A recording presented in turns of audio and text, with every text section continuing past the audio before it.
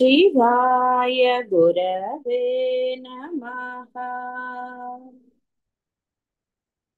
शिवाय गुरवे नमः। शिवाय गुरवे नमः। शिवाय गुरवे नमः। शिवाय गुरवे नमः। शिवाय गुरवे नमः। జ్ఞానం అనేది సనాతనం. బుద్ధి అనే ఆధారాన్ని బట్టి కాలుష్యం ఏర్పడుతుంది. దాని వలన జ్ఞానం తెలియబడదు.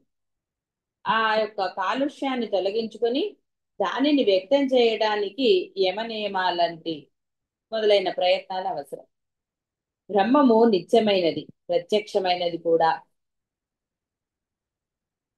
కానీ బుద్ధి దోషం వల్ల అది పరోక్షమవుతున్నది. దానిని ప్రత్యక్షం చేసుకోవడానికే ఈ యమనియమాలు. అట్టి వారికి సంసార బంధాలు క్షమితం తెగిపోతాయి. అదే అమృత స్థితి. సరే, ధృతరాష్ట్రుడు అడిగాడు, ఆ బ్రహ్మచర్యం ఎలా? బ్రహ్మచర్యం కోసం గురువుని ఆశ్రయించాలి. శ్రద్ధాభక్తులతో ఏ కొంచెము వంచన లేని సేవ చెయ్యాలి. దాని వలన అతడు గురుదేవునకు ఆత్మీయుడవుతాడు. అప్పుడు సాధన పూర్ణత్వం పొంది బ్రహ్మవేత్త అవుతాడు.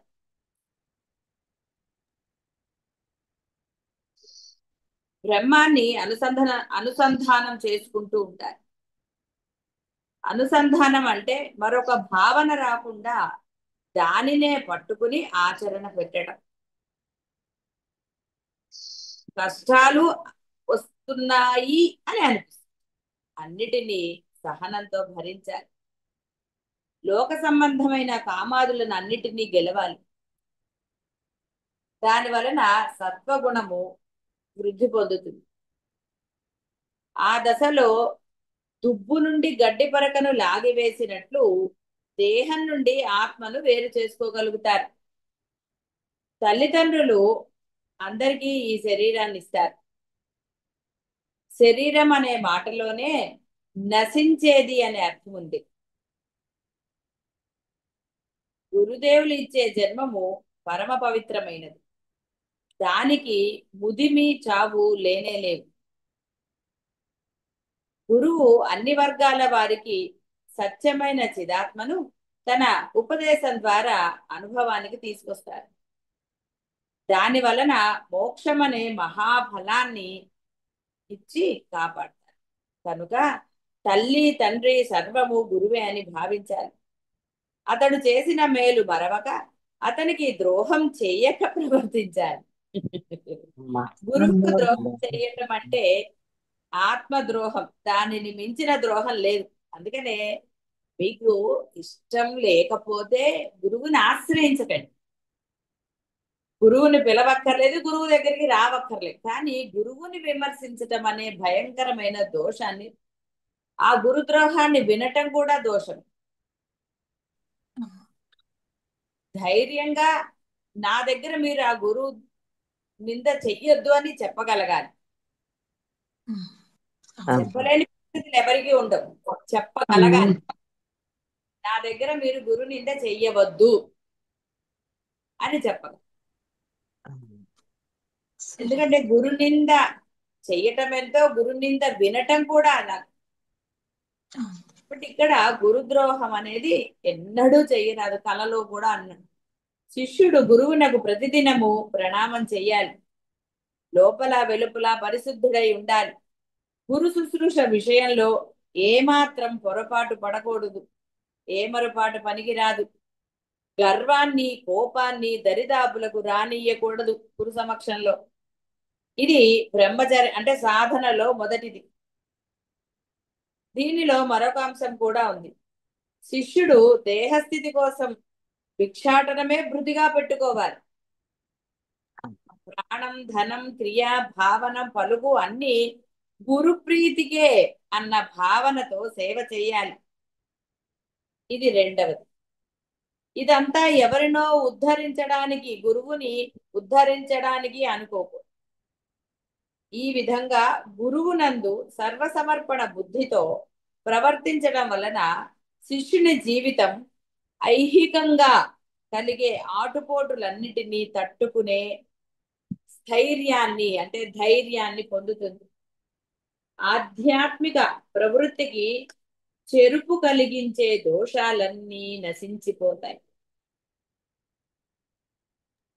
కనుక గురు శుశ్రూష తన ప్రయోజనానికే అని శిష్యుడు విశ్వసించాలి దృఢంగా. గురువు తనకు చేసిన మేలు ఎన్నడూ మరవరాదు. దాని ప్రయోజనాన్ని అనుభవించాలి. నా అభ్యుదయానికి ఇతడే మూల కారణమని ఆనందంతో సేవ చేయాలి. ఇది మూడవది. జ్ఞానాన్ని సాధించిన తర్వాత సరే గురు దక్షిణ సమర్పించుకోవాలన్నారు. జ్ఞానం సాధించటమే గురు దక్షిణ. అటుపై గురువు అనుమతి గ్రహించి తాను జీవించవచ్చు. నేను గురువుకు దక్షిణ ఇచ్చాను అనుకోవటం కూడా పాపమే. నేను అది ఇచ్చాను ఇది ఇచ్చాను అనౌన్స్మెంట్లు, ఎందుకు ఇవ్వాలి అన్నది, ఇలాంటి రకరకాలు చాలా సార్లు చెప్పుకున్నాం. అవి ఇప్పుడు చెప్పక్కర్లేదు.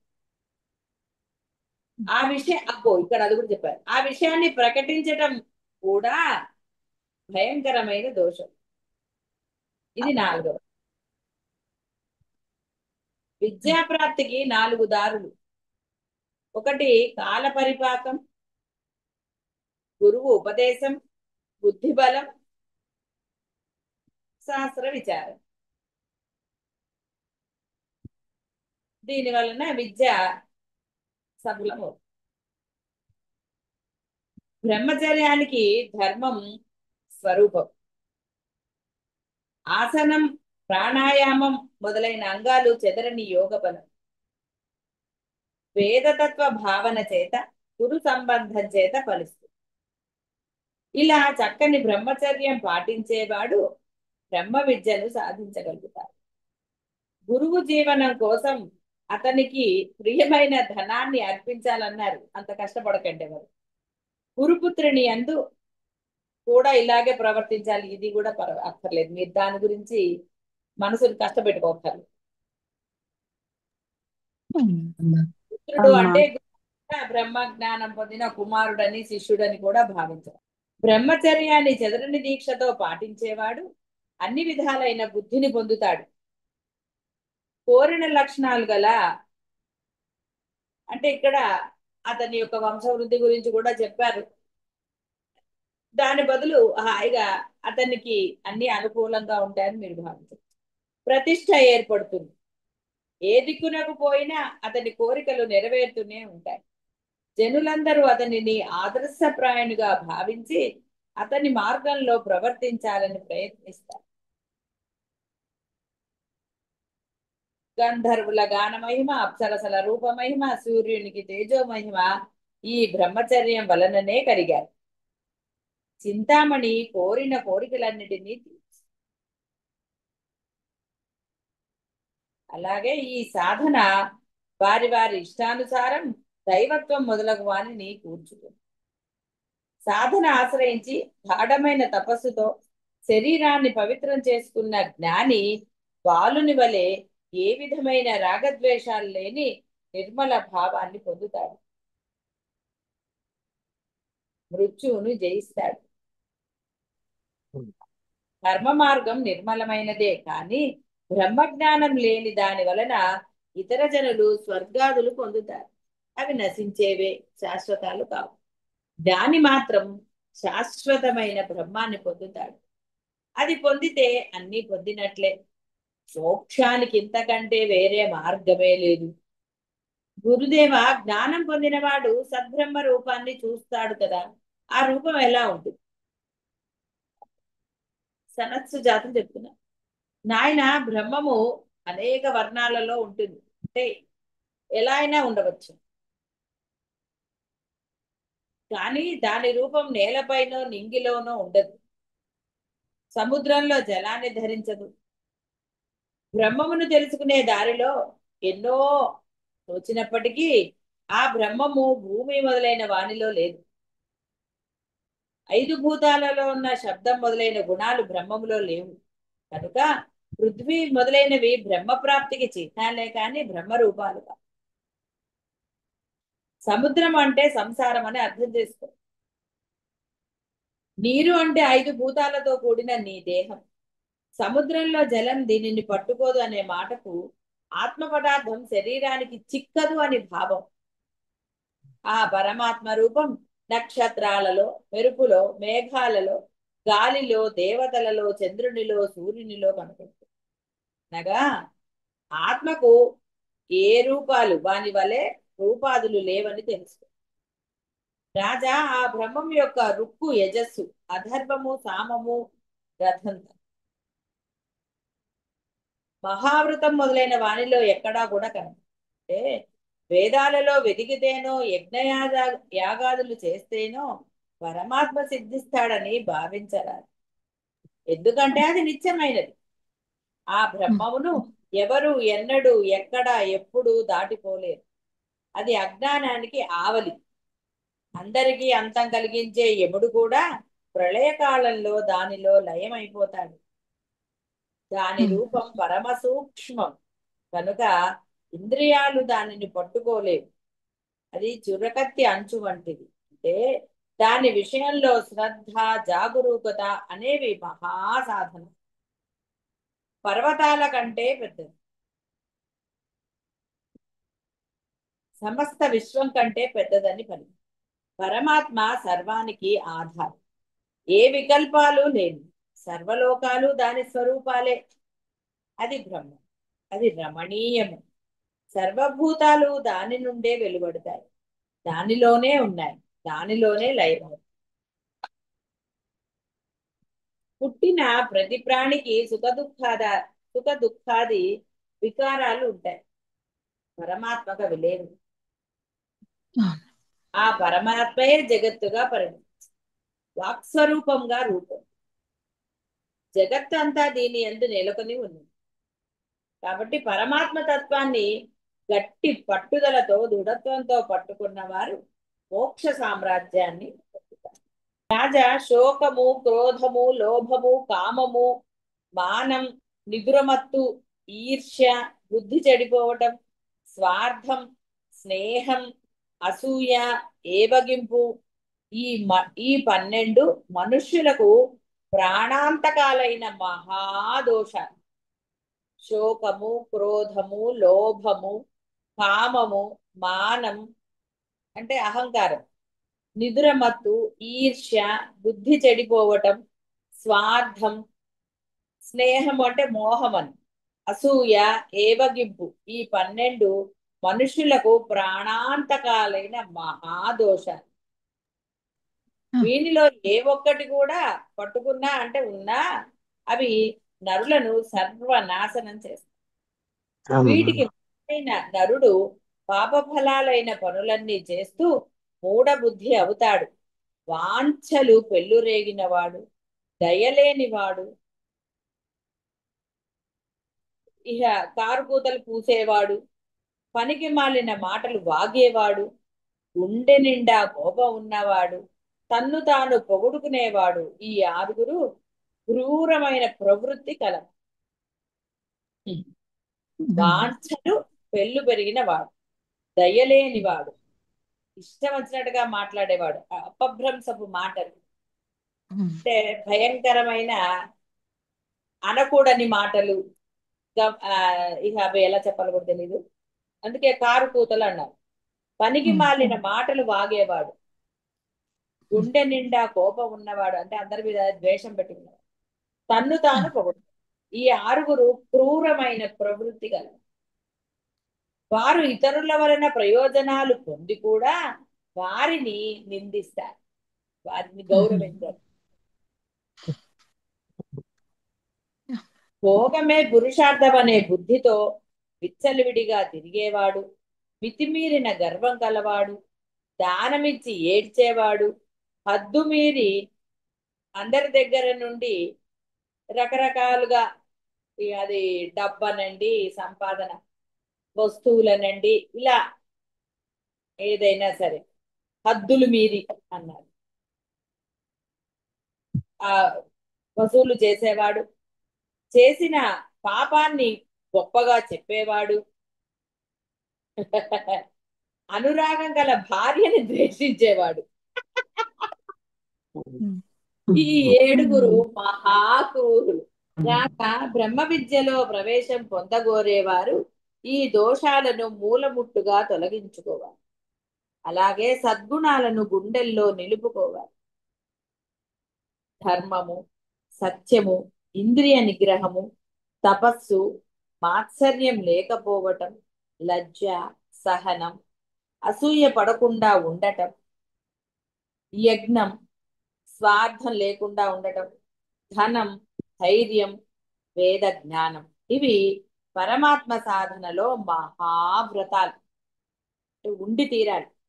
ధర్మము, సత్యము, ఇంద్రియ నిగ్రహము, తపస్సు, మాత్సర్యం లేకపోవటం, లజ్జ, సహనం, అసూయ పడకుండా ఉండటం, యజ్ఞం, ధనం, ధైర్యం, స్వార్థం లేకుండా ఉండటం, వేద జ్ఞానం, ఇవి పరమాత్మ సాధనలో మహావ్రత. ఈ 12 మహాగుణాల నుండి జారుపాటు లేనివాడు ఈ సమస్త భూమిని శాసించగలడు.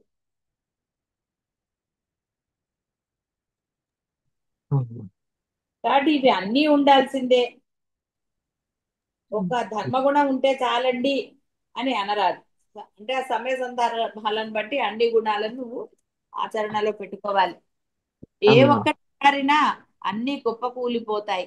కనుక గుణాలలో ఏ ఒక్క దాని యందో పక్షపాతం వహించడం కూడా నాశనానికే దారి తీస్తుంది. ఇంద్రియ నిగ్రహం, త్యాగము, శ్రద్ధ అనేవి మోక్షానికి మూలకంశం. బ్రహ్మమును పొందవలననే బుద్ధి గలవాడికి ఇవే మహావ్రతాలు. సాధకుడు నిజమైన అబద్ధమైన పరుల దోషాలను ఎత్తి చూపరాదు. అట్టి వారిని నరక లోకాలు శాశ్వతంగా ఉండటం కోసం ఆహ్వానిస్తాయి. అంటే సాధన దశలో మీరెంత జాగరూకత ఉండాలో తెలుసుకోండి. ఇక మరి గురువునే చేయొద్దండి, గురువు చేస్తే ఇక మీరు ఆయన ఏమంటాడు, శాశ్వతంగా నరకలోకంలోనే ఉంటారు. కాబట్టి అలాంటి దోషాలు చేయకండి. అదునండి దోషాలతో కూడి ఉంటుంది. కాబట్టి ఏది చేసినా నరకలోకాలు శాశ్వతంగా ఉండటం కోసం ఆహ్వానిస్తాయట. ఇక వాడికి మళ్ళీ వెనక్కి వచ్చే ప్రశ్న లేదు, నరకంలోనే ఉండిపోతాట. ఎందుకండి? వెనక్కి వాడు బాగుపడడానికి అవకాశం. మతం 18 దోషాలతో ఉంది. మళ్ళీ వివరిస్తున్నా. లోకులు ఆడిపోసుకునే తప్పుడు పనులు, ధర్మాది విషయంలో విరుద్ధ భావన, అంటే చాలా వివరంగా చెప్తున్నారు, విపులంగా, అసలు ఏ మాత్రం కూడా డౌట్లు రాకుండా అన్నట్టుగా ఆయన అసలు అచ్చ తెలుగులో చెప్తున్నారు. ధర్మాది విషయంలో విరుద్ధ భావన, గుణాలను దోషాలుగా భావించటం, కళ్ళలాడటం అంటే అబద్ధాలు చెప్పటం, కపటత్వం, కామం, క్రోధం, వ్యసనాలకు లోనవటం, ఇతరులను నిందించటం, కొండేలను చెప్పటం, పాడు పనులతో సొమ్ము పోగొట్టుకొనటం, తగువులాడటం, పాడు పనులతో సొమ్ము సంపాదించటం, పగపూనటం, ప్రాణులను హింసించటం, ఓర్వలేనితనం, గర్వంతో వ్యవహరించటం, మర్యాద తప్పి మాట్లాడటం, అంటే అవతల వాడిని చులకన చేయటము, పరుషంగా వాడితో మాట్లాడటం, వివేకం లేకపోవటం, ఎప్పుడూ తప్పులే వెదకటం, ఇవన్నీ మదపు వికారం. మేలకువతో దీనిని దరికి రాకుండా చేసుకో. మంచివాడు మిత్రుడు అంటే ఎప్పుడు శుభం కోరేవాడని మిత్రుడు అంటే అతని లక్షణాలు. నిజమైన మిత్రుడు తన మిత్రునకు ప్రియం కలిగితే పొంగిపోతాడు. అప్రియం కలిగితే కృంగుతాడు. తనకి మిక్కిలి ఇష్టమైన పదార్థాలైనా అడుగరాని వానివైనా అడిగితే హృదయంలో ఏమాత్రం కలత పడకుండా ఆనందంతో ఇచ్చి వేస్తాడు. త్యాగానికి పరాకాష్ట.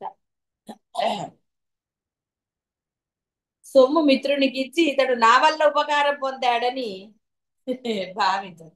అనాథుడు ఏదో డబ్బులు ఇచ్చేసి అబ్బో నేను ఎంత సహాయం చేశాను అసలు వాళ్ళకి వీళ్ళకి, అసలు ఇవాళ వాడు అలా ఉన్నాడంటే నా వల్లే అంటాడు. చేసిన పుణ్యం పోతుంది చాలు. బాగా గుర్తుపెట్టు. ఎలా పాపం చెప్పిన పాపము ఏదో చేసిన పాపం చెప్తే పోతుంది అంటారు, అసలు పుణ్యం కూడా పోతుంది, జాగ్రత్త. అంతేగాని మీరు గొప్పలు చెప్పుకోకండి, నేను అలా చేశాను, వీడిని పోషించాను, వీడికి అది చేశాను, వీడికి ఇది చేశాను, లేదా అదేదో దేవుడికి ఇది చేశాను, దేవుడికి దానం చేశాను, ఇలాంటివి చెప్పారనుకోండి ఏవి మిగలవు. అంటే నువ్వు ఏదో చూస్తుంది అనుకుంటున్నావు కదా, ఆ పుణ్యం కూడా నశిస్తుంది. అందుకే దానము ఎడమ చేతికి కూడా తెలియకూడదు అన్నారు. అలా అయితేనే అది దానం కింద వెళ్ళి నీకు అఖండమైన పుణ్యాన్ని ఇస్తుంది. నువ్వు డబ్బాలు కొట్టుకుని చెయ్యని దానాలు కూడా నేను చేశాను అన్నారు అనుకోండి, ఇంకొంచెం భయంకరం నీ దోషం. ఇక నరక లోకాలు శాశ్వతంగా ఉంటాయి. కాబట్టి అలాంటి తప్పులు చేసిన వాళ్ళు కాస్త జాగరూకతతో వాటిని సరి చేసుకోండి, ఏం నష్టమేమీ లేదు. కాబట్టి నా వల్ల ఉపకారం పొందారు అని డబ్బాలు కొట్టకూడదు.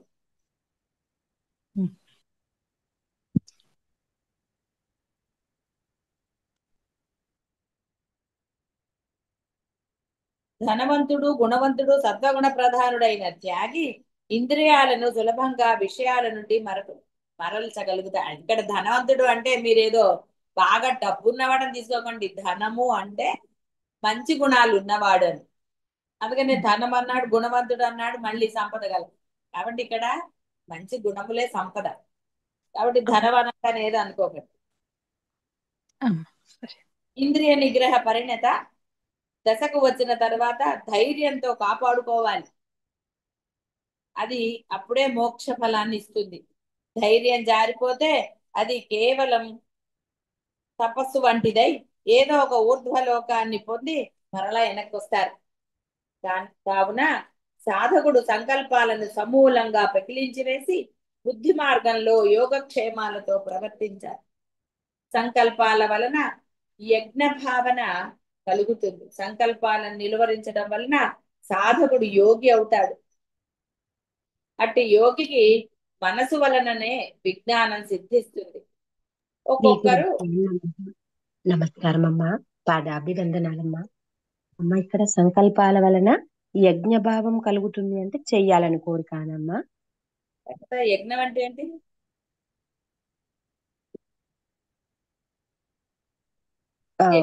పని, కర్మ. అమ్మ పని అమ్మ. అవునమ్మా. సంకల్పం కలగలేదు అమ్మా, మనవరాలకి ఇవ్వాలన్న సంకల్పం కలిగితే కర్మ జరిగింది కదా అమ్మా.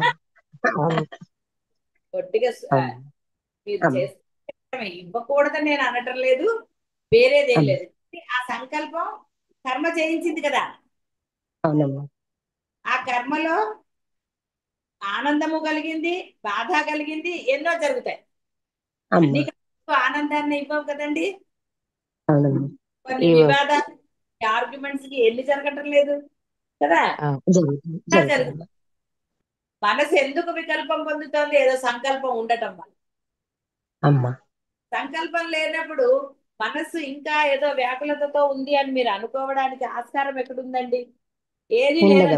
వికల్పం ఎందుకు కలుగుతుంది అసలు? అంటే ఏదో సంథింగ్ ఏమిటి అది అని తెలియకపోవచ్చు అంటారు మీరు. తెలియకుండా ఎందుకు ఉంటుందండి? కాబట్టి ఇవే మీకు తెలియదే అనుకుందాం. తెలియని దాని గురించి బాధపడటం ఏంటండి? మనసు బాధ. అందుకనే కదా యమ నియమాలు పెట్టుకోండి తల్లి, ముందంతే సాధించండి అని చెప్పి. అప్పుడు ఆర్గ్యుమెంట్ చేసిన ఆనందంగా ఉండొచ్చు, ఫైటింగ్ చేసిన, అసలు ఏది చేసినా శుభ్రంగా ఉండొచ్చు. నిలువరించటము అంటే ఏది అవసరమో దాన్ని అలా చేసుకుంది. ఇప్పుడు అవసరమైన కోరిక అనండి, పని అనండి, అది మిమ్మల్ని ఎప్పుడు డిస్టర్బ్ చేయదు, ఆర్గ్యుమెంట్స్ జరగదు, ఏది జరగదు. అవసరమైందంటే నేను ఏదో వేరే, అవి ఏదైతే జరగాలో ఆ జరిగేది అది జరుగుతూ ఉంటుంది. దాని గురించి పెద్ద ఏం లేదు. ఇప్పుడు మనవాళ్ళో మనవరాళ్ళో ఎవరో పుట్టారు, వాళ్ళకి మీ దగ్గర డబ్బులు ఉన్నాయి పెట్టచ్చు అందులో దోషం లేదు అది అనుకుంటారు వెళ్తారు అప్పుడు ఏది ఉండదు. అలా కాకుండా బియాండ్ పెట్టాలి అంటే మరి అప్పులు చేయాలి, ఎన్ని గోలలండి. అమ్మా అవి చెప్పడం ఎందుకు? ఇంట్లో ఒకళ్ళకి ఇష్టం ఉండొచ్చు, ఒకళ్ళకి ఇష్టం లేకపోవచ్చు. ఎందుకన్నా ఇలా ఎన్ని జరగట్లేదండి? జరుగుతాయమ్మా. ఏదో ఒకటి జరుగుతూనే ఉంటుంది. అదే ఆ సంకల్పం నిజం అంటే కరెక్ట్ అయినదే అనుకుందాం. ఒక్కొక్క దాంట్లో ఒక్కొక్కటి కదండి, అన్ని ఒక రకంగా ఉండవు. ఉండవు. ఒకటి బియాండ్ లిమిట్స్ ఉండొచ్చు, ఒకటి విత్ ఇన్ లిమిట్స్ ఉండొచ్చు, ఎట్లయినా ఉండొచ్చు అండి. అవునమ్మా. కాబట్టి దేనికి ఎలా జరుగుతుంది అనేది మీరు చెప్పగలుగుతారా? లేదు. చెప్పలేరు. అందుకని లేదండి. సంకల్పాలే లేవనుకోండి నిలువరించడం ద్వారా నిజంగా అది వాడికి జరగాలని వాడికి ఇది చేయాలని ఏదన్నా అంటే అది జరగదా? చెప్పేది అదే కదా, బ్రహ్మ అన్ని చేయిస్తాడు. లోపల అనమాట. ఎందుకండి ముందు హాయిగా ఏది జరగాలో అది జరుగుతూ ఉంటుంది, అన్నిటినీ అలా వీక్షించవచ్చు అప్పుడు. అది ఇక్కడ చెప్పు. కాబట్టి మనసులో ఏదో ఉందండి, బాధపడుతున్నానండి, లేకపోతే మాకు కుదరట్లేదండి అంటే ఒకటే యమ నియమాలు పెట్టుకోవడం తప్ప వేరేది లేదు. అది పెట్టుకుని అప్పుడు చెప్పాలి. అసలు పెట్టుకోకుండా ఎలా చెప్తారండి? ఎలా అవుతుంది? నామస్మరణ చేయండి అన్నారు, ఎలా చేయాలి? కొంచెం నియమాలు పెట్టుకోవయ్యా కొన్ని. అసలు అక్కడ ఎన్ని రోజులో కూడా లేదు, సంవత్సరాలు లేదు, నెలలు లేదు. కాబట్టి సంకల్పాలని నిలువరించడం వలన సాధకుడు యోగి అవుతాడు. అప్పుడు మనసు వలననే విజ్ఞానం సిద్ధిస్తుంది. లోపల స్ఫురణ. జ్ఞానం అంటే బయట నుంచి ఎక్కడి నుంచి ఇన్ని విన్నారు, ఏమొచ్చింది జ్ఞానం? అంటే మనసు లోపల అంటే అర్థం ఏంటి? ఈ బుద్ధి సక్రమంగా ఉన్నప్పుడే జ్ఞానం అవుతుంది.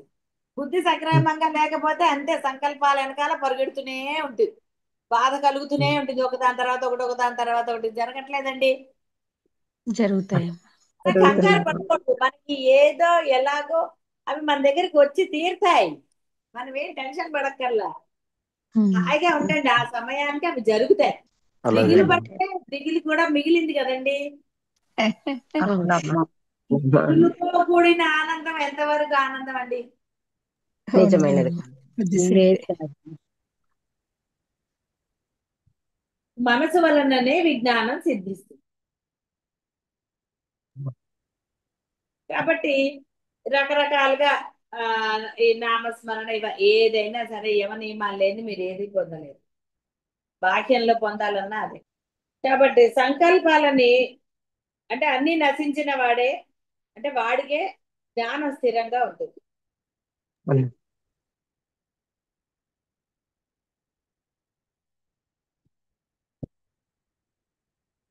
జ్ఞాన సంపన్నులైన వారు మాత్రమే జ్ఞానదాహం గల శిష్యునకు బోధిస్తారు. మిగిలినవన్నీ వాగ్వికారాలే, అన్ని భాషా వేదాంతాలే.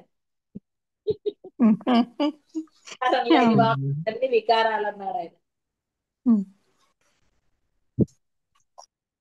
కాబట్టి జ్ఞానులే స్థిరంగా ఉంటారు, తెలుసుకున్న వారు ముక్తులవుతారు. అంటే ఆచరణ పెట్టిన వారు ముక్తులవుతారు.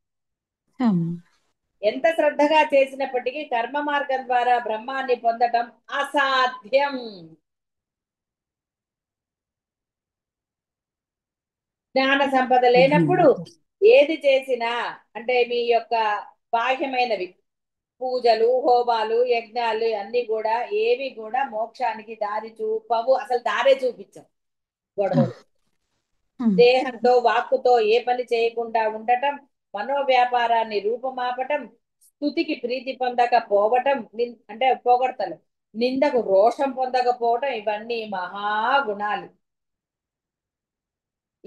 ఇవన్నీ కూడా క్రమంగా అంటే నియమంగా అని. క్రమంగా అంటే ఏదో ఇవాళ రేపు వెళ్ళండి కదా, నియమంగా ఎస్ ఇదే నా పని అని నిష్ఠతో చేసిన వారు ఈ దేహం ఉన్నప్పుడే బ్రహ్మాన్ని పొందుతారు, బ్రహ్మంతో ఐక్యం అవుతారు. కాబట్టి ఈ ప్రయత్నం చేస్తారనే భావనతో నేను దీనికి చెప్తున్నానని రాజుగారు అన్నారు. గురువులు శిష్యులు చేస్తారన్న భావనతో, విశ్వాసంతో రాజా ఆ బ్రహ్మము సర్వానికి బీజం, అంత గొప్పది సృష్టిలో మరొకటి లేదు. దాని వెలుగు కాంతులు అన్ని లోకాలను ప్రకాశింపజేస్తూ ఉంటాయి. దానికి మహత్ అసం అని పేరు. అంటే బ్రహ్మాండమైన ప్రకాశం ఉందని. మహత్ యస్యం యసం అని ఇక్కడ ఏదో. ఇంద్రియ రూపులైన దేవతలు దానిని ఉపాసిస్తూ ఉంటారు. లోకాలన్నిటికీ వెలుగునిచ్చే సూర్యునికి ఆ బ్రహ్మము వెలుగుని ప్రసాదిస్తుంది. ఆ సనాతన భగవత్ స్వరూపాన్ని యోగులు యోగం ద్వారా సాక్షాత్కరింపజేసుకుంటారు. సర్వ సమర్థత కలిగినది బ్రహ్మం. సూర్యాదులలో ఉండే తాను తాపం పొందక లోకానికి అవసరమైన తాపాన్ని ప్రసాదిస్తుంది. అట్టి సనాతన పరమాత్మ స్వరూపాన్ని యోగులు మాత్రమే దర్శించగలుగుతారు. యోగులు అంటే జ్ఞానులు అని. జీవతత్వం ఈశ్వరతత్వం బ్రహ్మము నడుమ పంచభూతాలతో ఏర్పడిన దేహాన్ని ఆశ్రయించి హృదయ ఆకాశంలో ఉంది. వానికంటే వేరే సృష్టికర్తను కూడా కమ్మివేసే పరమాత్మ ఆ జీవేశ్వరులను భూమి ఆకాశాదులను పట్టి నిలుపుతాడు. అట్టి పరమాత్మను యోగులు మాత్రమే దర్శిస్తారు. జీవేశ్వరులకు భూమి ఆకాశాలకు దిక్కులకు బ్రహ్మాండాలకు ఆధారమైన ఆ పరమాత్మను, దిక్కులను నదులను సముద్రాలను ఏర్పరిచిన ఆ పరమాత్మను యోగులు దర్శిస్తారు. సముద్రం అంటే అంతులేనిది అని అర్థం. అంతులేని కామాలకు జీవుడు ప్రతీక. ధృతరాష్ట్ర, ఈ దేహం ఒక రథం, అది నశించవలసిందే. చమత్కారం ఏమిటంటే అది చేసిన కర్మ మాత్రం నశించదు. ఆ కర్మను నిమిత్తంగా చేసుకొని ఇంద్రియాలనే గుర్రాలు పరుగులు తీస్తూ ఉంటాయి. ప్రజ్ఞ గల జీవులు హృదయం అనే ఆకాశంలో ఆ గుర్రాలు పరమాత్మ వైపు ప్రసరిస్తూ ఉంటాయి. అట్టి పరమాత్మను యోగులు మాత్రమే దర్శిస్తారు. పరమాత్మకు పోలిక లేదు. సమాన వస్తువు ఉంటే కదా పోలిక. ఇంద్రియాలకు కానరాదు. బుద్ధితో, మనసుతో, హృదయంతో ఆ తత్వం తెలుసుకున్న వారు అమృత తుల్యులు అవుతారు. మనస్సును అరికట్టి ఒక నిశ్చయాత్మక స్థితిని పొందటమే బుద్ధి. మనస్సును హృదయం అనే ప్రదేశంలో సంకల్ప వికల్పాదులు లేకుండా నిలపగలగటమే సాధన. అప్పుడు మాత్రమే పరమాత్మ తత్వం ఎరుకకు వస్తుంది. ఇదే జ్ఞానులు పొందేది.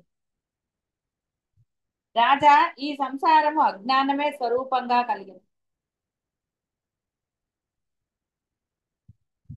దీనికి 12 సముదాయాలు. దీన్ని దేవన దేవ అనే అమంగళ ఇంద్రియాలు కాపాడుతున్నాయి. దానిలో పడి తిరుగుతున్న జీవులు దాని మధుర ఫలాలకు ఆశపడి దాన్నే చూస్తూ అందులోనే కొట్టుమిట్టాడుతున్నారు. ఈ అజ్ఞాన రూపమైన సంసారాన్ని నది అంటారు. ఎందుకంటే అది నిరంతరంగా ప్రవహిస్తూనే ఉంటుందని. జీవులు అంటే ఆ నదినే తాగుతున్నారని, అంటే అందులోనే పడి కొట్టుకుంటున్నారు.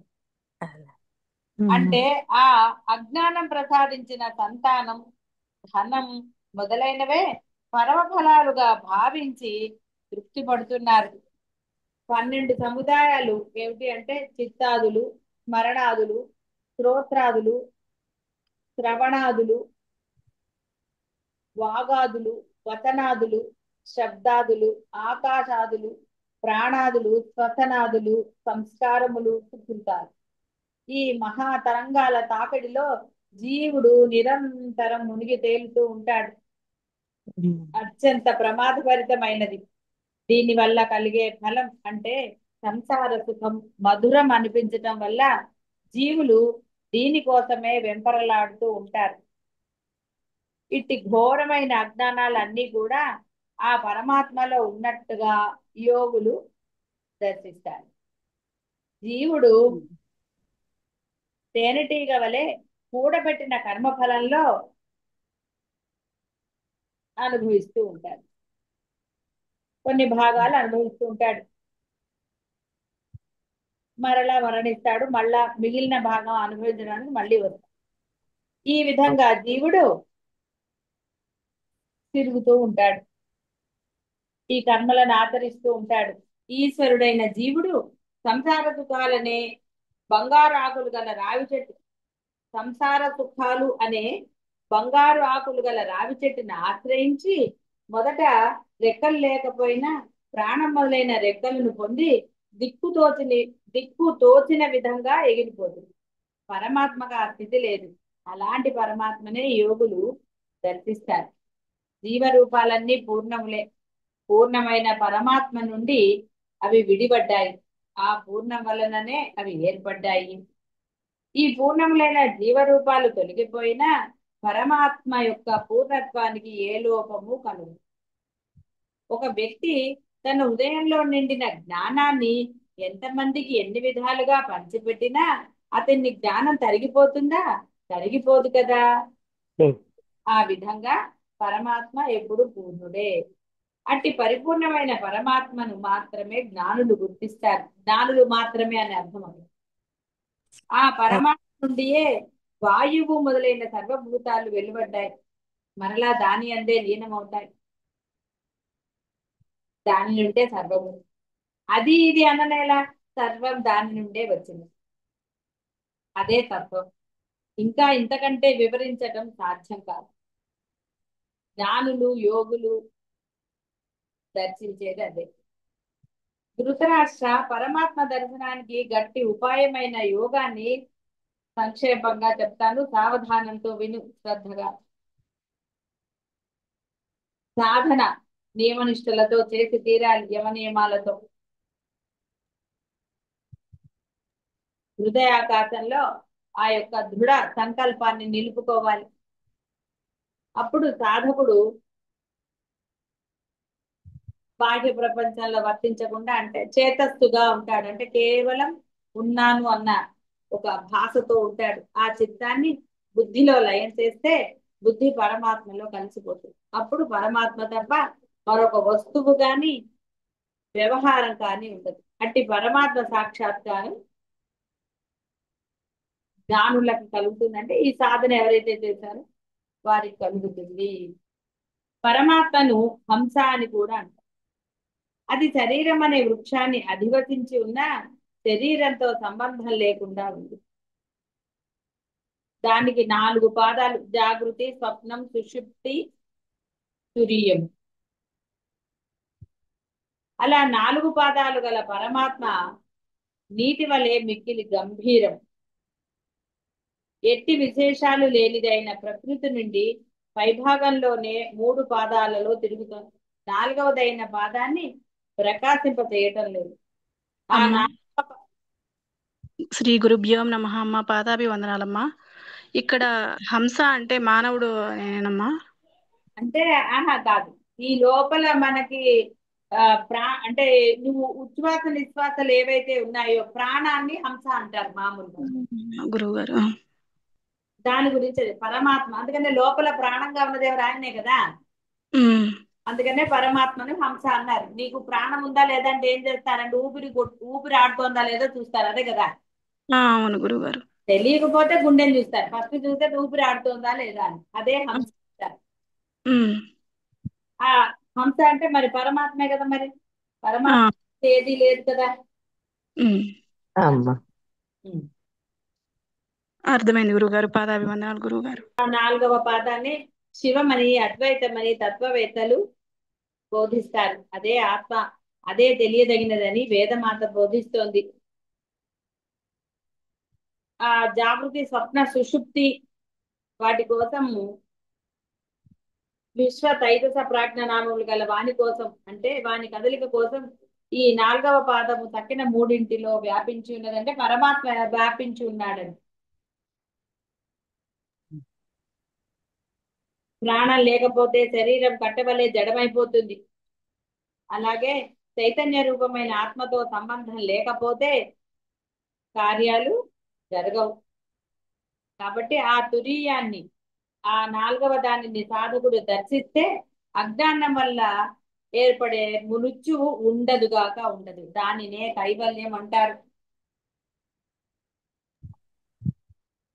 బ్రహ్మము సర్వకాలాలలో జీవునకు ప్రత్యక్షమే. ఆకాశంలో దేదీప్యమానంగా ప్రకాశిస్తున్న చంద్రుని ఎవరైనా ఏ సాధన లేకుండా చక్కగా చూసి ఆనందిస్తారు. కానీ చంద్రబింబానికి మేఘం అడ్డుపడినప్పుడు, చూసేవాడు చేతులతో కళ్ళు కప్పుకున్నప్పుడు చంద్రబింబం కనపడుతుందా? కనపడదు కదా.